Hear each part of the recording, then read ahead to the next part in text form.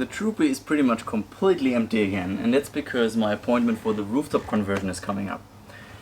However, because the rooftop conversion will basically make certain bits and pieces of the troopy inaccessible, it is very important that I'm going to do some rust preventative maintenance before we put the rooftop conversion on.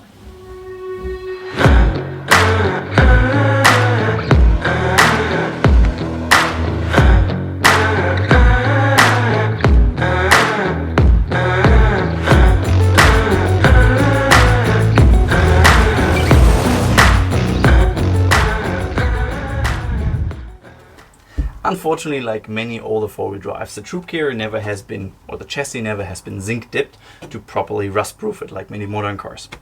That means inside hollow sections like this might starting to rust after a certain amount of years. In order to prevent that, I'm going to use something called cavity wax. This stuff usually comes with a long applicator, and this has a 300-degree nozzle, which allows me to feed it inside those hollow sections and spray out the inside with a 360-degree nozzle, so it's all covered in the specific wax.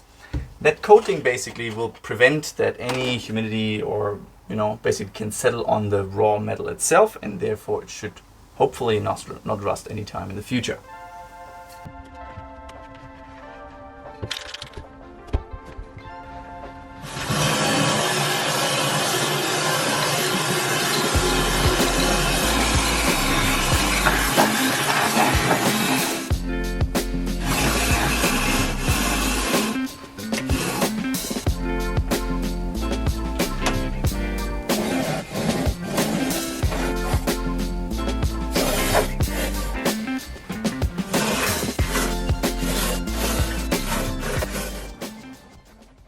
But it is not just the inside that needs attention, it is also important to take care of the outside. And that means I have to redo my roof gutters.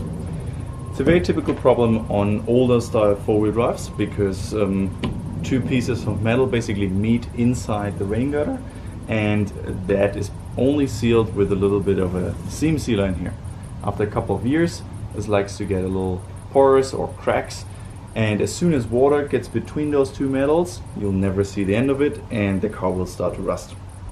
That's why I want to prepare it. I'll take all the old seam sealer out, sand it down, repaint it, and put some new seam sealer in before the new roof comes on top.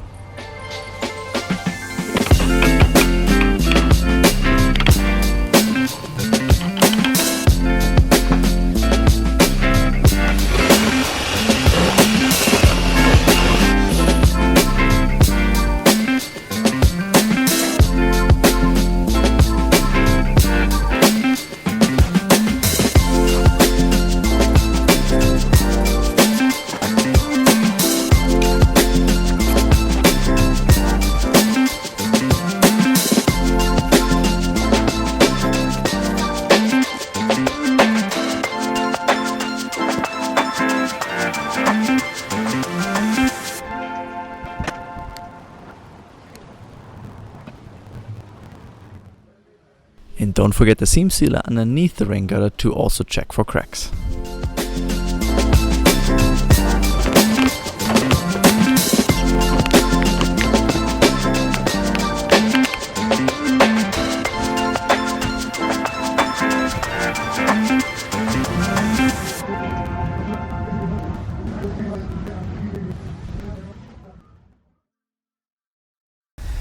While everything is so easily accessible right now, I decided to extend the storage space that usually is only inside the bench that's sitting here into the sidewall of the troopy. For that, I need to make a second floor here that will prevent things from falling into the wheel arch there or into certain cracks and crannies. For that, I made a couple of small 4mm hardwood pieces that will perfectly fill up this cavity.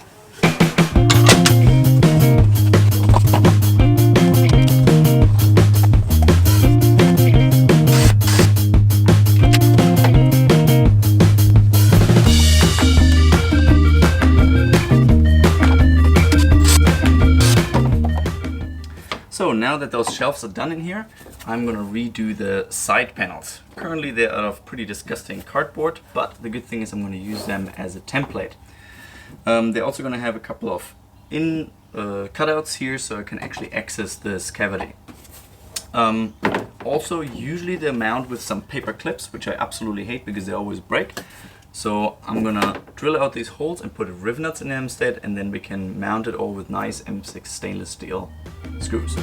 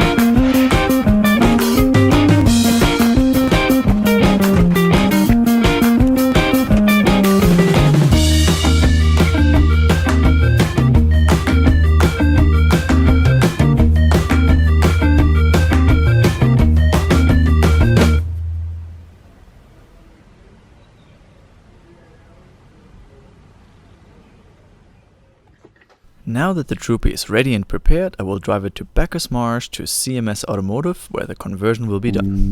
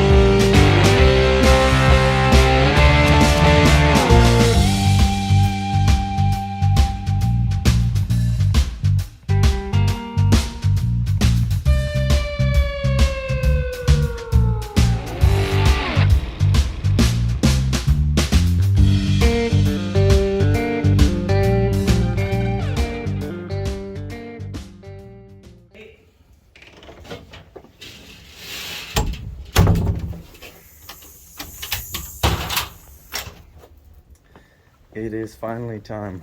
I got a call from the workshop. The troopy rooftop conversion is done. So I'm gonna sit in a train off the West Melbourne. I'm gonna go pick it up. Pretty much there.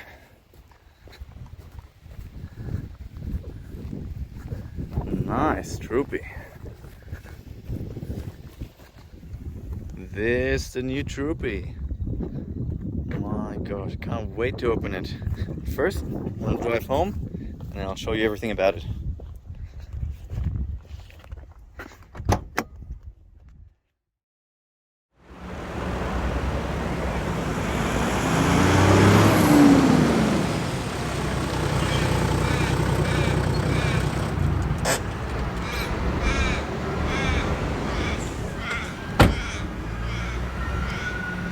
Alright.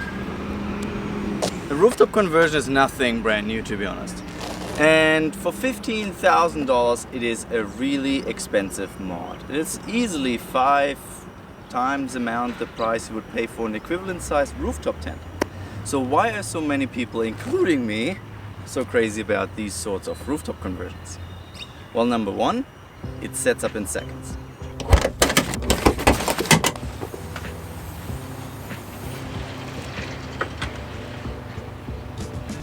But most importantly, it converts the inside of your car to a fully worthy living space where you can stand up, and walk around it. And then after you're done and you want to go to sleep, you'll just do this.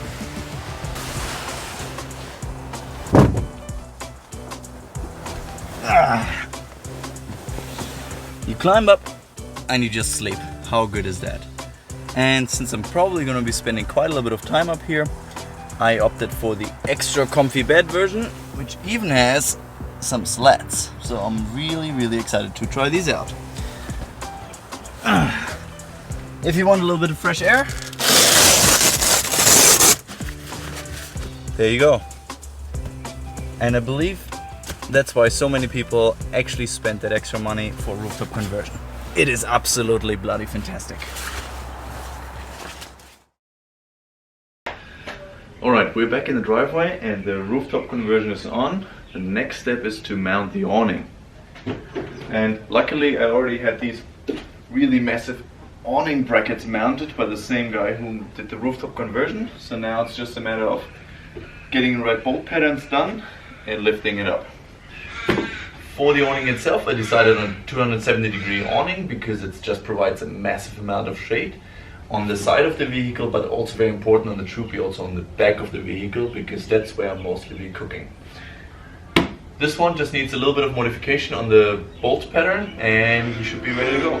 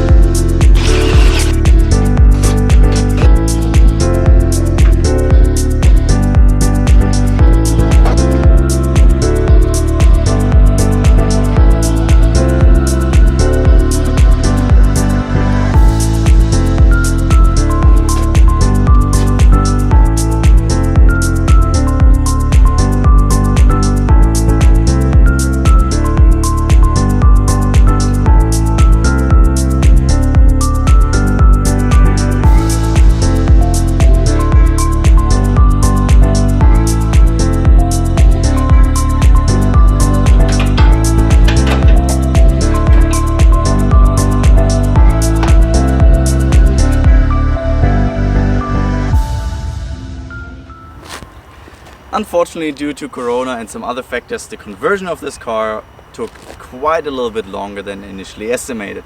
And to be honest, so did also my own personal fit out. As usually, everything takes 2, 3, 4, even 5 times as long as you initially thought. However, I decided that already in 2.5 weeks I'm gonna leave on my trip, which means I have to really get going to finish the rest of the fit out. In the next episode, we'll be installing an onboard air compressor, the electrical system, and we're gonna finish up the kitchen.